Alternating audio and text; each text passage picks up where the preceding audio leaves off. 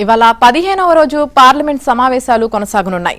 ఇక జంతర్ మంతర్లో సీజేపీ నిరసనల సందర్భంగా విద్యార్థులపై లాఠీచార్జ్ విషయంలో కేంద్ర హోంమంత్రి అమిత్ షా సభకు వచ్చి వివరణ ఇవ్వాల్సిందేనని కాంగ్రెస్ రాజ్యసభలో పునరుద్ఘాటించింది.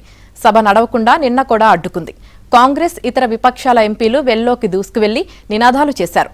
దీంతో షా సభకు రావాలన్న వినతిని పరిగణలోకి తీసుకోవాలని, ప్రతిపక్షాల మనోభావాలను హోంమంత్రి దృష్టికి తీసుకువెళ్లాలని Rajya Sabha chairman CP Radhakrishnan parliamentary వ్యవహారాల మంత్రి కిరణ్ రిజిజుకు సుతిమెత్తగా సూచించారు.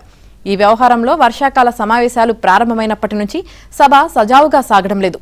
ప్రతిపక్ష నేత మల్లికార్జున ఖర్గే ప్రతిరోజు అమిత్ షా సభకు వచ్చి తమ ప్రశ్నలకు జవాబు ఇవ్వాలని డిమాండ్ చేస్తూనే ఉన్నారు. ప్రత్యేక ప్రస్తావనల తర్వాత ఖర్గే మాట్లాడేందుకు చైర్మన్ అనుమతించారు. రోజు మొత్తంలో 4 సార్లు వాయిదా వేసినా ఫలితం లేకపోవడంతో సభను ఇవాల్టికి వాయిదా వేశారు.